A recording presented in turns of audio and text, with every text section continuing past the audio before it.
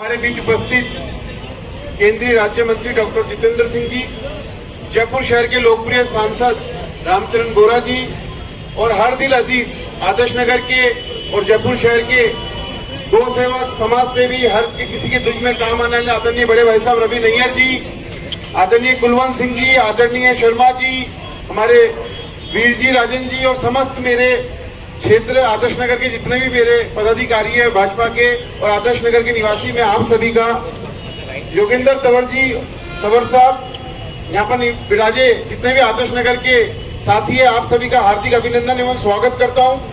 साथियों, जैसा कि आपको पता है, हमारे बीच में एक क्षेत्र में हम रहते हैं, लेकिन हम अलग अलग पार्टियों से विचारधाराएं रखते थे।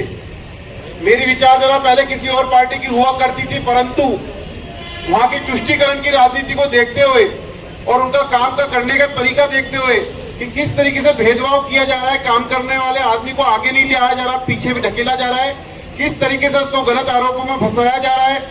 लगातार 3 साल सरकार होने के बाद ना तो बोर्ड का गठन किया गया, अपितु उसी सरकार में हमारे पे मुकदमे दर्ज कराए गए, हमारे को गिरफ्तार कराने का प्रयास कराया गया, आगे बढ़ने के डर से हमेशा गिराया गया। तो मेरा तो कर्म बात का ध्येय है कि कर्म करना है। जिस प्रकार से पहले छात्र संघ अध्यक्ष बना और जिस एरिया से मैं लड़ता था, वो चुनाव आपको सबको पता है कि वो वार्ड 93 जो है प्योर कट बीजेपी का है, लेकिन मैंने मेहनत करी और अपने आप को वहाँ चुनाव में जीत के, और आज लगातार 3 साल जयपुर में 250 वार्ड है, लगातार 3 साल से फर्स्ट नंबर का अवार्ड अगर मिल रहा है तो वार्ड 93 को मिल रहा है। लगातार 24 घंटे कार्यालय खोल के, सरकारी कार्यालय खोल के अगर कोई सेवाएं दी जा रही है तो मैं मान सकता हूं कि देश का पहला कार्यालय है वो, जहां पर 24 घंटे खुलता है और व्हाट्सएप पे समस्या हल होती है। टेक्नोलॉजी आ गई है तो कोई फोन नहीं। यहाँ पर वार्ड 93 के आसपास के समस्त बहुत साथी बैठे हैं, तो वो सब कार्यशैली जानते हैं और वो ये भी जानते हैं कि ये पिछला चुनाव यहाँ जो जीते थे उसको जिताने में सबसे बड़ा श्रेय किसका था। उस परेशानी से परेशान होकर मैं ये बताना चाहूंगा कि मैं आज अपने क्षेत्र में और अपने परिवार और अपनी पार्टी में शामिल हुआ हूं, क्योंकि ये वक्त की मांग थी कि आप जहां हो वो गलत है, अगर यहाँ आओगे तो बात कुछ और होगी। तो आज मैं आप सभी के बीच में हूँ, आदरणीय रवि जी, आदरणीय मंत्री जी के नेतृत्व में। और मैं बता दूं भाई साहब, कोई चुनाव से कामों से चुनाव नहीं जीता जाता।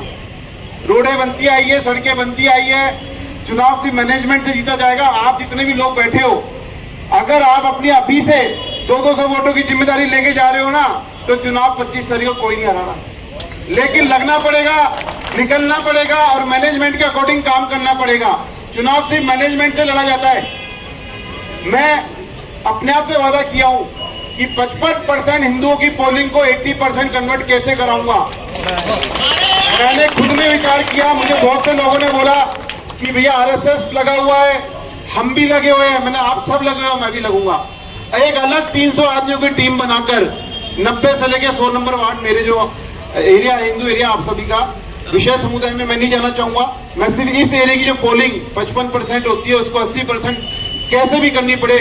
चुनाव से पहले एक साहब के नेतृत्व में आपको एक नई वोटर लिस्ट में दूंगा आदरणीय भाई साहब, एक घर का सर्वे करके कि इस घर का पेशेंट है, ये नहीं आ सकता, इसको लेके जाना पड़ेगा, इसका बच्चा बाहर है, उसको बुलाना पड़ेगा, एक गली का एक रवि नैयर तैयार करना पड़ेगा।